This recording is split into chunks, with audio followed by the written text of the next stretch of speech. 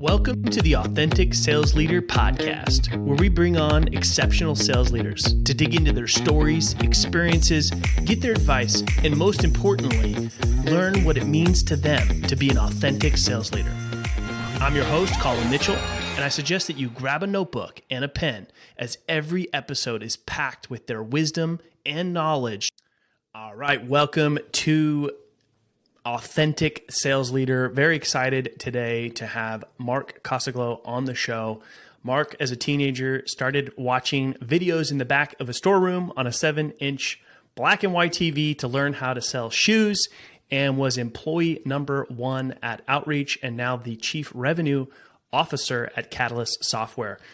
We're going to get into his story and also get his take on what it takes to be an authentic sales leader. Mark, welcome to the show. What's up? I'm authentically honored to be on here, Colin. It's an honor to have you on. I know that we're going to, get into some good stuff and get into your story, but just give people a little bit of context here of, what's your sales story and what led you into sales leadership?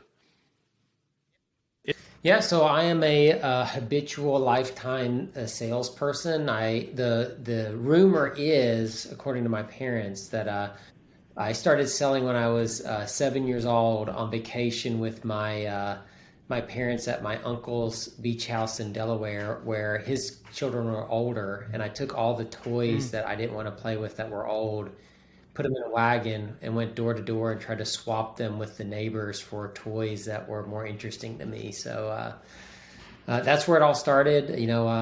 Got really lucky, had an awesome first outside sales job to start my career, moved into sales leadership when I got tired of developing accounts and wanted to develop people. And then I've been doing the sales leadership thing for probably like 15, 16 years now. Wow. So clearly sales is in your blood, pulling around your wagon, trying to sell your toys for new toys. I just can't even imagine how old were you and where you came up with that as a good idea? I don't know. I was 7 years old is what my mom tells me, but I don't remember it at all. It's one of those stories though where I think I can remember it, but I know I'm just like making a memory up. Yeah. You're like, it sounds good. I'm gonna wear that right on the sleeve for sure. Yeah. All good salespeople, I think, start on knocking doors. You just started earlier than most. That's right. If you worked at Cutco, you are a special kind of salesperson, if you ask me. Yeah. I wish selling Cutco or knocking on doors was part of my story, because I've talked to a lot of people that got cut their teeth in selling Cutco, and have gone on to do some great things. But you mentioned something briefly. You said you were lucky enough to get a first outside sales job. What was that? What were you selling, and why did you frame it in that way? Yeah, so I had been working for a friend of the family for probably 3 or 4 years, helping run his small business, which is this really weird, interesting business in State College, Pennsylvania, which is where Penn State is, and it's called Nittany Notes. And so we would hire the smart students to type and organize the notes they took in class to sell to the not as smart students. And actually, that's not quite true. We sold it to smart and non-smart students. It was just another way to study. And, this was before professors did PowerPoint slides a lot of times in classes. So the only way to get the notes was to go or to buy them from Nittany Notes. After I had my second kid, I was like, I can't live on what this dude is paying me. And the job I was doing wasn't valuable enough to pay me enough. So he was an awesome guy. And he's like, hey, Mark, he's like, it's probably time for us to part ways. He's like, but take your time. You can stay as long as you want. He's like, I'll find somebody in, you can train them to replace me, but find a job. And I ended up getting called by a recruiter that was recruiting for a company called Great American, a fundraising company. So, Colin, I don't know if you ever sold magazines in school or candy bars or cookie dough or, Christmas stuff. Well, I was the dude that would go to your school and your PTO or your coach, your band director, whoever, and convince them to use my company to supply the goods for the fundraiser. Then I would usually come back and, do a big kickoff session with the kids and get them excited about why they were selling and what they could get if they could sell. And then I would fulfill the orders and deliver the prizes. And it was this really interesting job. It was a 100% commission sales job after my first year, where I deftly negotiated $22,000 of guaranteed salary. And after that, it was 100% commission. And that's where I really learned how to sell. It was sell or die. And I had 2 kids, another one on the way. And so I was lucky enough to get a really great, cool, creative, fun job at a company that was part of a conglomerate of hardcore sales. This is how you do sales companies. And then I had some really cool bosses and mentors at that job that took me under the wing and taught me a ton. So that's why I say I'm lucky, is I could have gotten put at some bad company where I didn't learn how to sell correctly. I really got lucky that I was put at a cool company with lots of cool people. That was a really fun job. So I'm curious, you mentioned that you had some great leaders in that organization. What are some things that you picked up early on there from those leaders that you had that have kind of molded yourself as a leader?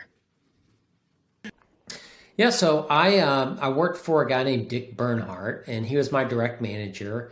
And he had quite a few reps, and then he was a kind of a player coach. He also had to sell. That was his primary source, and he got kind of an overlay of management that he could do, and he was expected to spend so much time with you in the field and stuff. And Dick was a teacher and a principal prior to taking this fundraising job, which obviously lended itself to him understanding the needs of schools and whatnot. But because Dick was such a great teacher in his own life, he was a great teacher as a sales leader. And so, we would, he would come up and spend time with me. We would diagnose calls. We'd talk about it. I kind of had a lot of, in college, I'd had a couple sales jobs, and I think I really understood the basic mechanics of it. And my personality lended itself to like a little more authentic sales than I think most people have. And he just really kind of leaned in and like challenged me and taught me like, hey, listen, man, like your job in the morning is to wake up with a plan. And your plan is I'm going to these 8 schools, and you don't turn the car around until you go all 8 schools. And you don't go to the schools unless you kind of know who you want to go talk to and what you want to do. And then when you're in the school, I'll never forget, we went to this one school, Bald Eagle Area High School, and I had one appointment. We stayed in that school for 6 hours. And we met with 8 other people, and I signed a whole bunch of business that ended up being with me for a really long time. And he's like, man, don't be scared. He's like, just hang out in the office and then go see another teacher and like ask that teacher to take you over to this teacher. And like, it's all about like, are you just scared to do stuff, or are you going to do what it takes to win? And he taught me a lot of those sorts of lessons in real time, in person. Wow. 6 hours on one sales call, huh? Yeah, dude. We just went from teacher to teacher, classroom to classroom, band to the science teacher to the shop guy to, the football coach. And I ended up meeting everybody in that school that day, I think. And like I said, I signed a whole bunch of business and a whole bunch of customers that stayed with me my whole entire time I was at that company. Yeah, that's incredible. So I think the one thing that stands out the most, right, is having a plan, right? So many people, I think, struggle with having a good plan, getting buy-in from their team on the plan, and, managing their time well enough to execute on the plan. What are some things as a sales leader that have worked for you of getting your team to commit and stick to the plan? Yeah. Listen, planning is hard for a lot of salespeople. I'd say there's 2 types of salespeople generally. One is I plan more than I actually sell, and I never actually sell to my plan. And the other one is I sell and don't plan, and like planning gets in the way of my selling. And, what you're trying to create is somebody that is, in the context of their strengths and their personality, where along that spectrum do they need to lie?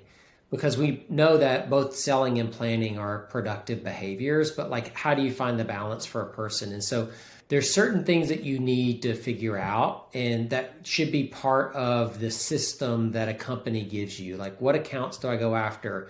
What does my typical day or week need to look like? Like, how many meetings do you think I'm supposed to have?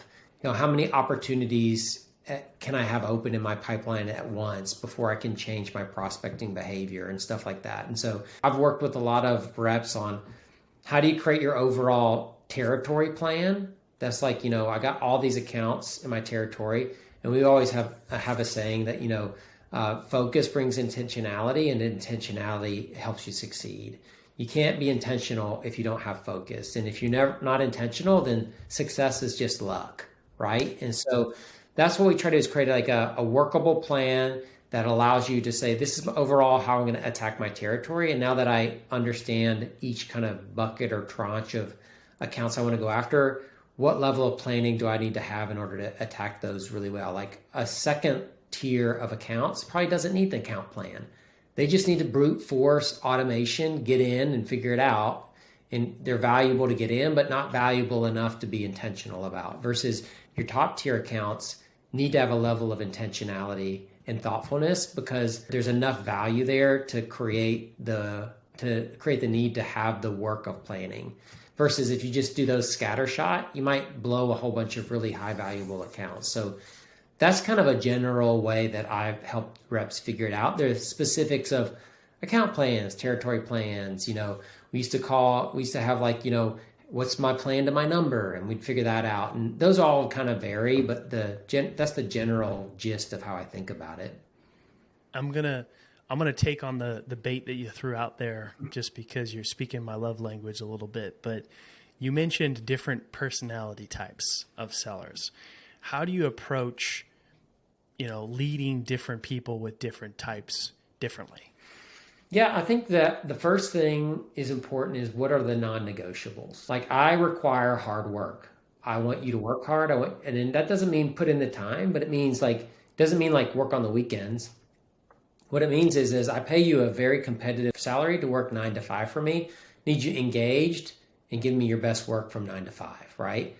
The time outside of that, you can use however you want to, right? Some people need it, some people don't. I don't care. But I do expect like a non-negotiable as work. The other thing is I expect you to be like naturally curious. Like, do you just like take everything at face value, whatever, right? So you define these non-negotiables that are part of the culture that you want to have as a sales leader. And then, and this is like a bad analogy. It's like sales leadership is in some ways like parenting.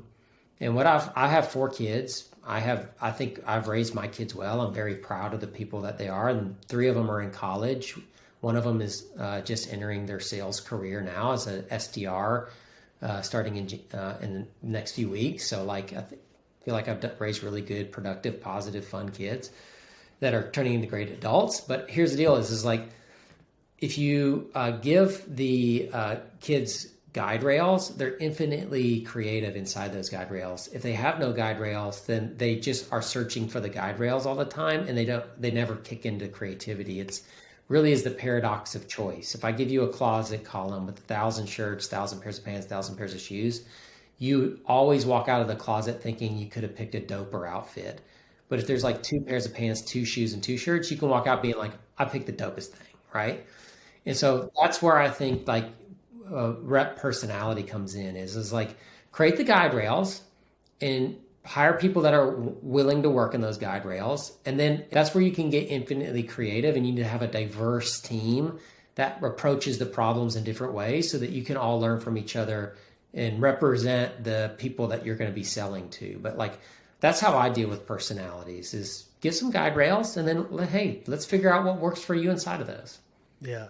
I'm just laughing here because I have 4 kids, and the outfit analogy, I understand that painfully too well. Paradox of choice, man. It's a real bitch. Yeah. I've got 3 girls, so I'm in for it. Just kind of high level, what do you think are some non-negotiables as a sales leader to be a great leader? Yeah. I'm going to tell you one that I think that the majority of sales leaders actually don't have, and it might be why people don't like working for them, is the first non-negotiable, you got to like enjoy people. Like, do you like hanging out with people? Do you like interacting with people? Like, I think to be a sales leader, like you're going to interact with customers, you interact with your team, interact cross-departmentally. Like you are taking a people forward type of role. I could juxtapose that with like a product leader. A product leader is more introspective and thinking, and they can do a lot of high quality work by themselves in a focused manner. A salesperson can't do anything by themselves because it at least requires the buyer, right? And it probably requires like some supporting functions and, learning from enablement and all that kind of stuff. And so you don't get to do anything by yourself as a seller. And so a sales leader, the number one non-negotiable to me is you have to be a people first person, somebody that enjoys people. The second non-negotiable to me, it revolves around credit. I could care less if people give me credit, but I will kill you if you steal my credit. And so, listen, I think the same way for other people. If somebody comes up with an idea that changes how we do discovery call, I will give them all the credit in the world. If somebody, does something really awesome in a prospecting thing, I'll give you all the credit. If a marketer creates a new message for us, I'm going to give them all the credit, right? And I think that as a leader, you need to make sure that you give credit all the time and don't need it, right? But at the same time, don't let people steal credit. There's a large portion of the sales population that enjoys recognition as a reward more than money. If you don't operate in that truth, then you're going to turn off all those people, right? Some other non-negotiables is I think you have to be like a teacher and / inspirer. People always ask me, how do I get to be a leader? You have to understand how you win, create a process around it, and be able to teach people that process. That is the number one rule I have for leadership is efficacy, the ability to affect change. If you can't change someone's mindset, somebody's behaviors, somebody's results, then why are you a leader? That's the whole point of it. And the main way I think you do that is through teaching and inspiring. The best way to teach and inspire is to understand how it works for you or how it works. Have a process that you can, or framework you can teach people, and then make sure that you are able to teach that people in a way that gets them to want to change. And so I think that that's the biggest component of leadership is be that teacher, inspirer, not the dictator that is saying this is how you have to do it. A great teacher, I was just working with my son on a math test, and his teacher's like, you have to do it this way. And my son just wasn't getting it. And I was like, well, let's do it another way. So my teacher says, listen, man, I see what you're saying, but in the exam, she's not watching how you're doing it. She wants to see you get the right answer. And I taught him just a different way of doing it, and he got it and did a great job main thing is I don't even know how he did on the exam. I don't even care. What I know is he's super confident now about how to deal with that kind of problem because he has a way that he understands. And I think that that's how sales leaders need to be in general. Yeah, that's a great example too, because I think it's too often some sales leaders think that, there's one way to get the job done, and it's not necessarily the case. So I love that example of, hey, you maybe think you're supposed to do it this way, but finding a way that you understand better or is more tailored to, where you're going to find success. So I love that. And those are some great. Within guidelines though, because let me give you an example. I believe that the key to conversion is a stage-based deal management. You have to have a sales process with stages. Each stage has to have clear exit criteria that you need to accomplish to move to the next stage. Now, people might say, Mark, that seems like not moldable. It seems a little bit too micromanagey. It seems too directive. And it can be, all right, but here's the problem. If I don't have my entire team selling the same way, the data becomes inconsistent and unusable. And so now I have to coach each individual person individually to get whatever. That's not scalable. What I need to have is in general, we work this way. These are the things that we do. How you get there can be different and effective for you, but you need to get there, right? You can't go someplace else. If our exit criteria for stage one is identify business initiatives, you can't go figure out what their preferences are, because then you're doing something different than everybody else, and the data now becomes meaningless. And I can't say, hey, the whole team is struggling from stage 3 to stage 4. Let me go put a program in to improve stage 3 to stage 4 conversion that'll help everybody. Or, hey, everybody's doing good, but this one person's doing it wrong. Let me show you what the other people are doing to do better. And so infinite creativity happens within the guide rails. But if you're just kind of like, hey, whatever works for you, man. Like, we'll figure it out together. You know what? Like that's how you get to eternal life. I don't have eternity to get sales results. Yeah.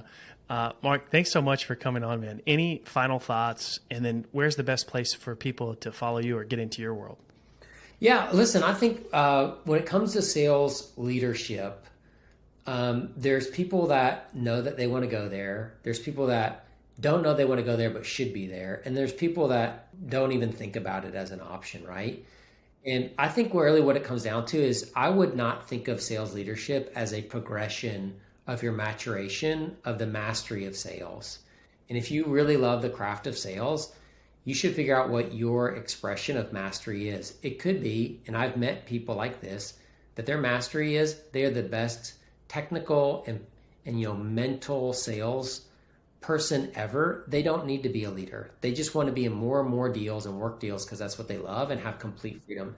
And so, listen, I would say for sales leadership, don't view it as like I go from this to this to this to this, and now I'm a sales leader, and then I go to this, and now I'm a VP or whatever. That's not really what it's about. Like, if you're in sales, find out what you love about sales. What does mastery of that look like for you? And then go master that in that way. And F everybody who doesn't think that that's the right career progression. Like, that's would be my number one thing. Don't end up in sales leadership because you're a great rep. End up in sales leadership because you want to be a great sales leader. Where can you find me? So I do a lot of stuff on LinkedIn. And then I had after doing, I think in the last 2 years, I'm now pushing close to 20 million views on my LinkedIn content. And I've had people clamoring, asking me for me to like take all of the little posts, put them into a course, and then make that course available. So I partnered with a guy named Andrew Newborn, and we created something called the Digital Sales Collective. It's digitalsalescollective.com. And we just launched our first course, and it's going really, really well. And that course is on how to do deal winning discovery. So you can see the techniques that I have taught people that have worked for me, and I have dozens of top earners at some of the baddest ass companies in the world, and also managers that have learned these techniques to advance their sales career and earn more money. And so those are now available in that course at the digitalsalescollective.com. Awesome. We'll drop the links there in the show notes. Thanks for tuning in to another episode of the Authentic Sales Leader Podcast. If you enjoyed the show, the best way to share your gratitude is to share the show or drop us a review on your favorite podcast app. Until next time, keep it authentic.